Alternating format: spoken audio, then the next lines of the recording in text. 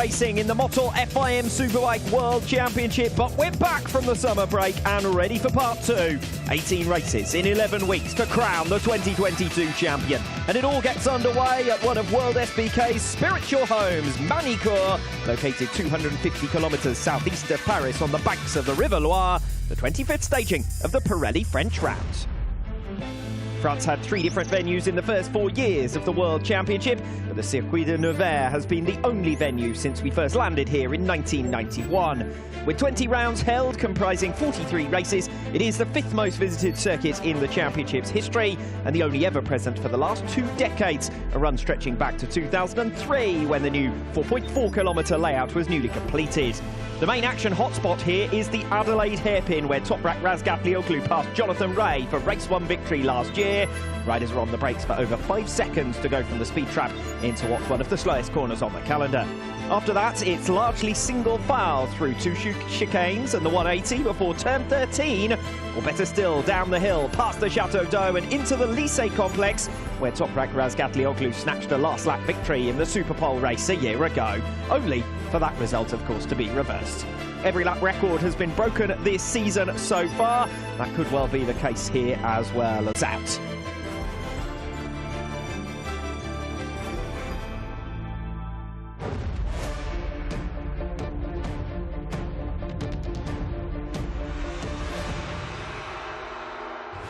Alvaro Bautista is the man to beat at the first 3 rounds. Toprak Razgatlioglu taking up the challenge in the 3 rounds since. But it's the consistency of the Ducati man that's seen him open up a margin of over 30 points to both. Kawasaki have recorded 14 wins here in Magny-Cours in the last 10 years. Toprak Razgatlioglu has won 4 in the last 3 years. Both are expecting to bridge the gap to the series leader this weekend.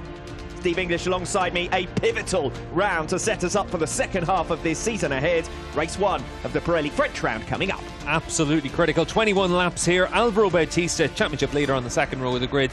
Toprak Razgatlioglu, Jonathan Rea couldn't be separated by 1,000 of a second during the Superpole session. They're first and second on the grid. This is an opportunity for them at a track that both riders and manufacturers love to take points out of the Ducati. A lead for Alvaro Bautista over Rea, with Razgatlioglu another 7 points adrift. If you are just joining us, a look at what happened in the Superpole session earlier on today, and for the first time in Superbike history, this morning 2 riders were tied for top spots with an identical lap time to 3 decimal places, 1 minute 36.124, set by both Jonathan Rea and Toprak Razgatlioglu.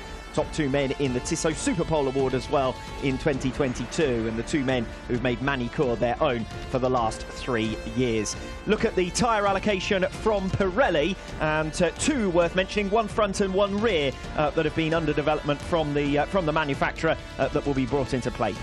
Yeah, and important from Pirelli to continue to try and bring out some new tyres as the season. They want to make sure that they're able to get the most out of these tyres. That's what the problem is. Whenever you have a wet Friday, it means you can't back-to-back and check which tyre you want to use. And the good news for them is at least their tyres, with the rear tyre, especially the X tyre, the softest tyre you can use in this race, that's a tyre that we had from Misano onwards, so the teams should know what to expect from it.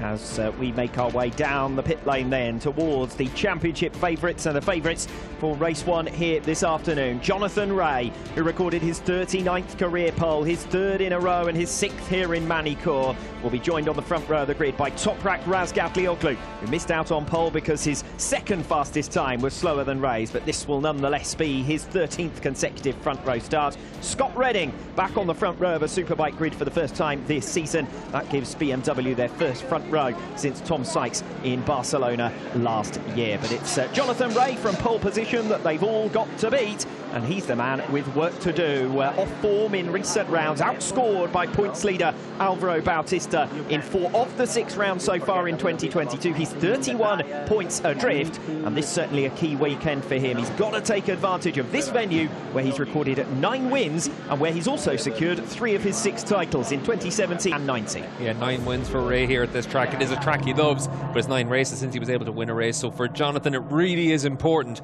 to put himself back on the top step of the podium podium. He needs to take points out of Alvaro. He also needs to halt the momentum that's gone to Toprak Razgatlioglu over the course of the last 3 rounds. Jonathan Rea set to renew his Magny-Cours rivalry with Toprak. Last year the pair were tied for the series lead arriving here, and it was Toprak who beat Rea to the line in all 3 of the races. Of course, the Superpole race result eventually changed hands, but this year the pair separated by 7 points again. It's Rea who is under pressure for a big weekend, and Razgatlioglu, who might be 3rd in the standings, but is the man with the momentum. He was 79 points behind the series leader, leaving Misano top scorer at both Donington Park and Most. He's already clawed back more than half of that deficit, and as such, he might perhaps regret slightly the timing of the summer break. Yeah, it would have built up in those previous 3 rounds, but Toprak's so comfortable, so confident that he's ready to hit the ground running here in Magny-Cours, and he's done a good job over the course of this weekend. We lost out pretty much all of Friday because of wet weather conditions, but Yamaha feels so strong. This is a track where he's always very good. He says he feels really at home here in Magny-Cours. This is where he had his first win, always had good results, a track that suits his style. So he certainly feels really good coming into this weekend's race. Teammate to Jonathan Rea is Alex Lowes. He's qualified on the 2nd row of the grid. He starts from P6, Jonathan Rea from P1. Lowes just getting pipped later on in the session by Garrett Gurlov, but he's shown good pace right from the off. He was one of the faster men in the 5 minutes or so of dry running we got on Friday. The only dry running we've had in preparation for the Superpole session was FP3 this morning, and Alex Lowes has then popped it onto the 2nd row of the grid. It's looking very competitive up towards the front of the field. There was little to choose between the majority of riders in the pecking order, and certainly from 4th place down, that 2nd row, just over a 1/10 of a second between them. Yeah, Magny always a strong track for Kawasaki and for Lowes, so he'll probably be a little bit disappointed, especially at being pipped by Gurlov there at the end, but as it is, 2nd row of the grid puts him in a really strong position for this afternoon's race and also the Superpole race tomorrow. Alvaro Bautista then is the man to beat in the... He's won 4 of the 5, won at 4 of the 5 tracks we've visited so far in 2022, and very impressive in terms of consistency. He has performed exceptionally well to pull out that lead over 2 riders who we've seen their level of performance grow over the last season or so.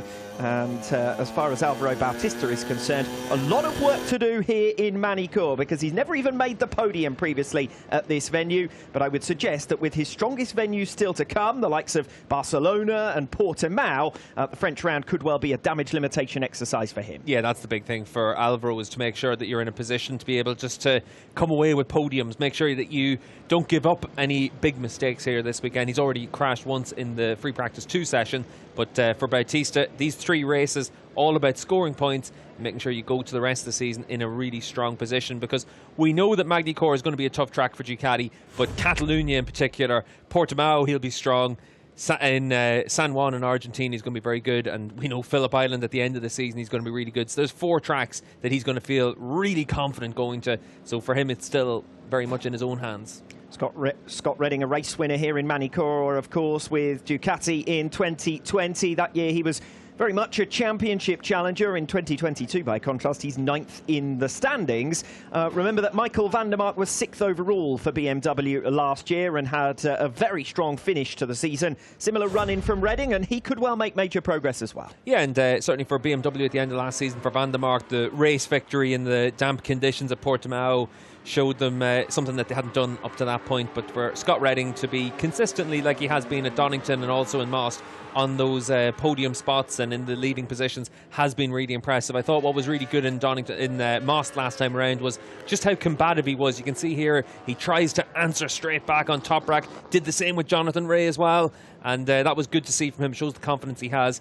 Speaking to Redding, one of the big things that he's been working on has been to try and dial back the BMW, try and make it a little bit softer for him out there whenever he opens the gas. It's a real powerful engine. Eugene Laverty called it a monster earlier on in the week, and for Scott Redding, the big thing has been to try and tame that, bring it back a step, rider a little bit more, and that's been one of the areas where he's made a lot of progress. Big step forward from BMW from the UK round onwards. We saw pictures there of Scott Scott Redding's race 1 podium, 3rd position from race 1 in Moss, the same result that he managed in the Super Pole race at Donington Park. BMW now only 9 points from Honda in the Constructors' Championship, and Honda have not had things all their own way, either in the UK round or in the Czech Republic, and here this weekend a tough start for them. Iker Lecuona with his worst Super Pole performance in his rookie Superbike season. He's qualified down on in 13th position on the grid alongside teammate Xavi Vieja. Yeah, technical track for 2 rookies to come to for the first time.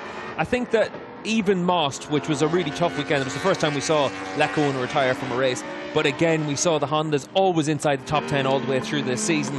That's good progress compared to what we had seen from them and what was expected from them coming into the season as well. So for Lecuona, we've seen so many top 6, top 7 performances. Xavi Vieja with some really strong performances as well. That shows the progress that they're making, and also how our expectation has changed for Honda as well. You want to see them battling it out inside the top 5, try and challenge for a podium here and there, and that certainly wasn't the goal or the expectation in the first couple of rounds for them. So that shows the progress they've made with that bike. Of course, Iker Lecuona fresh back from success over in Japan in the Suzuka 8 hours, so also validating the progress of that Honda machinery, as we see Andrea Locatelli about to step on board his steed. It wasn't a good Super Pole session for him either. He's qualified all the way down in 12th position on the 4th row of the grid alongside Independent's Philip Ertl and Luca Mayas. So Locatelli, whose teammate starts from P2, with an awful lot of ground to cover here.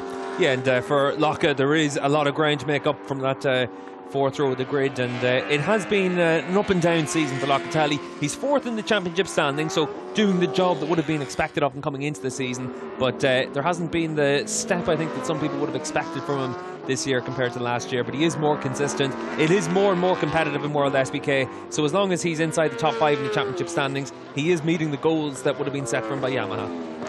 2.5 minutes for the riders to make their way out onto the track and round towards the grid, and 21 laps ahead of us to look out for.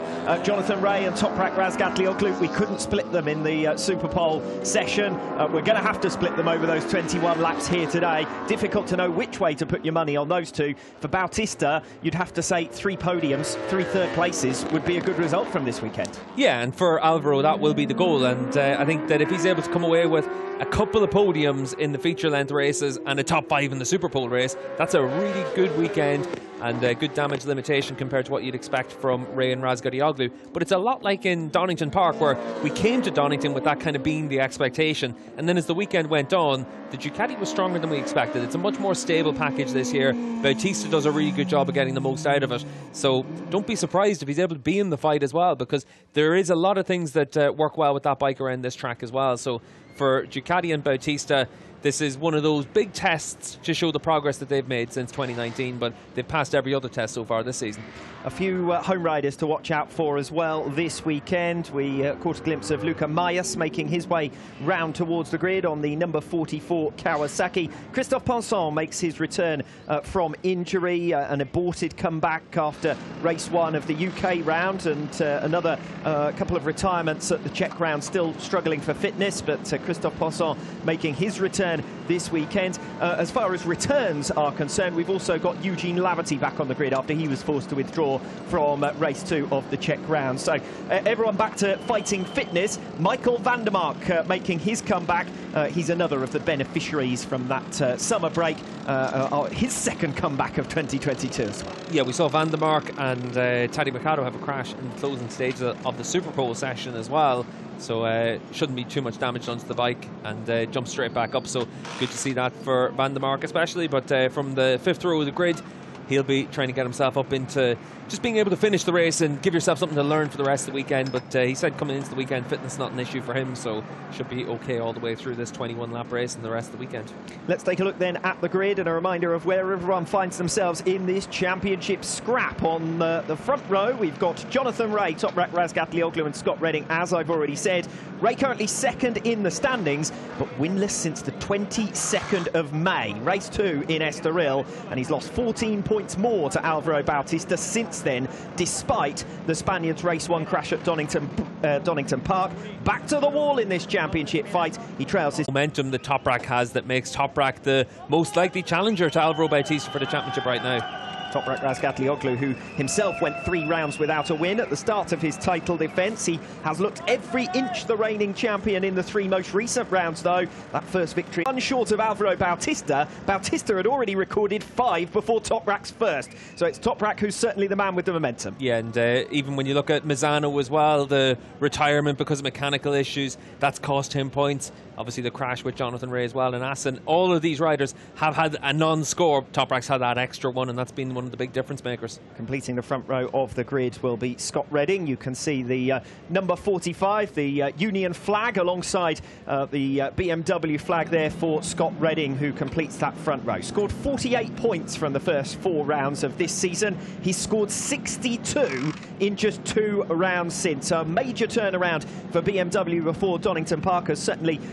borne fruit, given Redding his first podium, and he secured another last time out in Moss, demonstrating that improvement should be able to carry over to other venues as well. And that's the big thing for BMW, to show the progress, the changes they've made to that bike that they hold at many different venues, and that's what they've been able to do. The Catalan test was an important chance for them as well to verify that at a very different racetrack. So they've had 3 tracks where they've really had those upgrades to full extent, and now here in Magny-Cours for another race weekend. So this is another good chance to see the progress they've been able to make. Jonathan Ray claiming his 6th pole position here in Magny-Cours, certainly the closest he's ever managed to take, because it's the closest in the history of the Superbike World Championship. We'd had Superpole sessions split by just 1,000th before, but never split by the second fastest time after 2 riders set identical times, at least to 3 decimal places. Second row of the grid, Alvaro Bautista, Garrett Gurlov and Alex Lowe's. This is Bautista, the top scorer in 3 of the first 4 rounds in 2022. That helped him build a 36-point lead.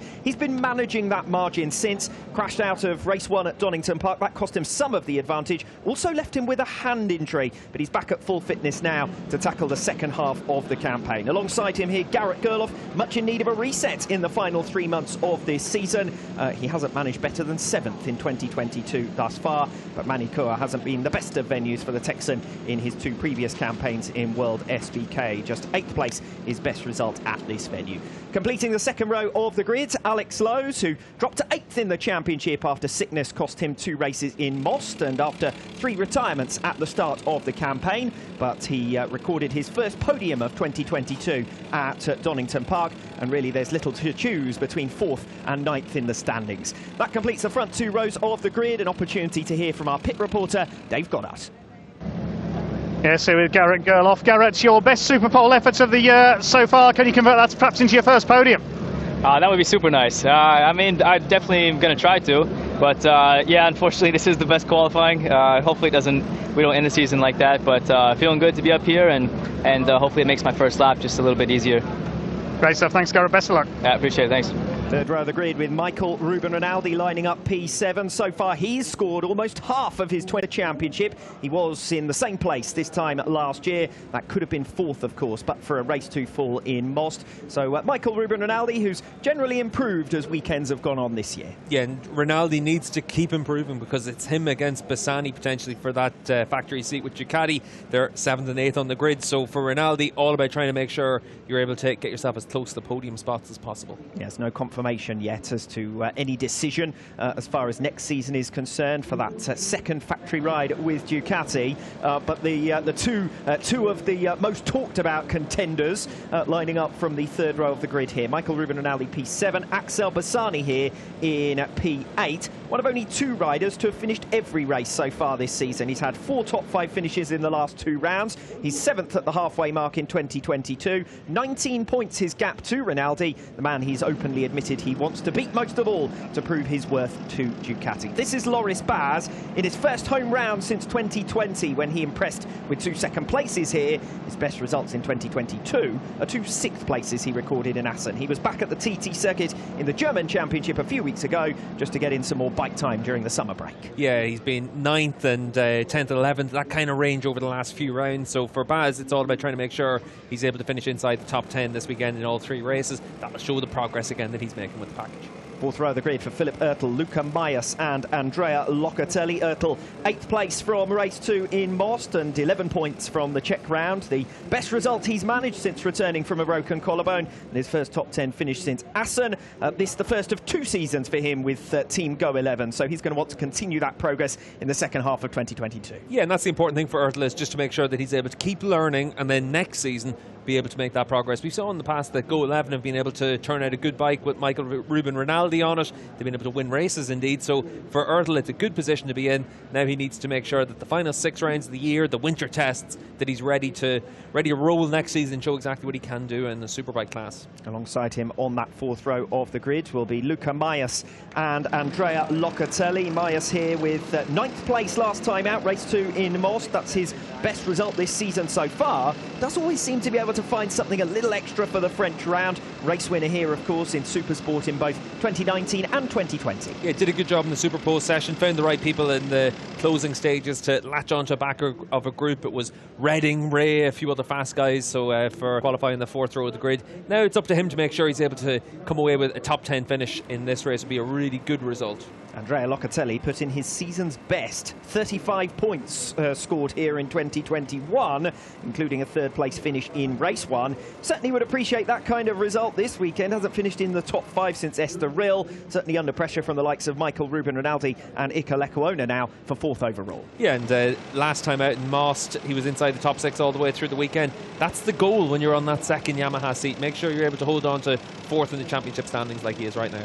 Iker Lecuona only scored 11 points last time out in Most, his lowest score of the campaign, largely as a result of his first retirement in WorldSBK, I must say, but hasn't finished in the top 6 since Misano, whereas he recorded 9 top 6 finishes in the first 4 rounds, so it is getting tougher and tougher at the moment to run at the front, with Lowe's, Bassani, Redding all really getting their act together more consistently. Yeah, and that's the big thing. It's all about trying to take advantage in those early rounds for Lecuona. He did that, and now it's just trying to build on it for the second half of this season. Honda's made a lot of progress with that package. Lecuona has impressed a lot of people over the course of this weekend. Regular feature inside the top 10 only one time this season, a retirement at Most, where he wasn't inside the top 10, so that's a good sign of the progress that Honda's made. Alongside Lecuona on alongside Lecuona on the 5th row of the grid, Xavi Vierge starts from P14. Suffered a pretty miserable run towards the summer break. His 2 worst scores of the season so far at Donington Park and Most. Another new circuit for him this weekend in Magny-Cours, but he is going to be back in 2023. He'll benefit from the experience. The 2nd year of his Honda deal recently confirmed. Yeah, a lot of injuries for him during the course of the winter and the early stage of this season, so we haven't seen the best of him, but with that 2nd season confirmed, it's up to Xavi to really prove what he can do going forward. Michael Vandemark making only his 4th race start of the 2022 campaign. Pre-season injury, of course, cost him round 1. Suffered another break in the 2nd appearance of his comeback. He's had 3.5 months of listening to us before returning to race this weekend. 6 times a podium finisher here in Magny-Cours. Yeah, he's always gone well here, whether it was in the super sport class or the superbike class. And for Vandemark, he's just excited to be back out in the racetrack. He was able to finish inside the top 10, and that was while he was still fairly hobbled at that stage before he ended up re-injuring his leg. 6th row of the grid for Eugene Laverty, Kota Nazane and Roberto Tamborini. A right arm injury left Eugene Laverty scoreless at Donington Park, then saw him withdraw before the end of the weekend in Most. Of course, a 6-round farewell tour starting here in France for him after the announcement of his move towards Team Boss for 2022. 3 times a podium finisher here. Good opportunity for him to be able to score some points today, and unfortunately for Eugene, that's really been the best he's been able to do for most of this season. French round was Kota Nazane's worst of 2021, only scored 2 points, but 2 per round is exactly what he's averaged in 2022. Only 4 scoring rides in 18 races. He's found himself far further back in what has admittedly been a much question marks about his future, and at the end of the day it's going to come down to what budget comes in for Kota, because there's a lot of fast riders being talked about for that GRT seat. And we complete the 6th row of the grid with Roberto Tamborini, who makes his 100th start in the WorldSBK paddock today. Of course, that figure including races in the now defunct Stock 1000 class, as well as Supersport, and his debut 15 races in the top flight in 2022.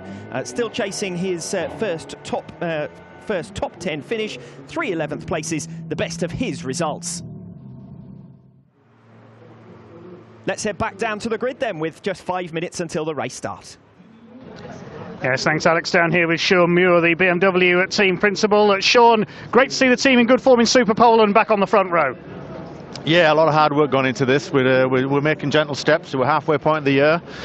You're kind of almost where we'd like to be now, but certainly qualifying in this position gives us a great chance. Like I said, a lot of hard work is coming to fruition now. Just need to get Michael a little bit closer, but that'll take time. Great stuff. Best of luck to the team. Cheers, thank you. Seventh row of the grid with Christophe Ponson, Luca Bernardi and Hafiz Shireen. Ponson we saw there, who suffered a race one crash in Misano that really has been the main story of his 2022 season so far. Quite gruesome surgery actually for him to plate his right collarbone. Damage done to nerves, tendons, muscles, and all of that proving difficult to recover from. Forced his withdrawal partway through both the UK and Czech rounds. Luca Bernardi himself back from surgery, fractured vertebra last season. At this circuit, in fact, lap record holder here in Supersport thanks to his pole position last year. First top 10 finish in Superbike for him last time out in Most. 8 points at the Czech round, accounting for more than a third of his rookie season's total so far. Hafiz Shireen will line up from 21st position, completing the 7th row of the grid, out qualifying teammate Tati Mercado, who lines up P22 on row 8. It's a World Superbike debut for Oscar Gutierrez, the latest rider on the Pedicini Kawasaki, and Oliver Koenig will complete your 24 runners and riders for race 1 of the Pirelli French round.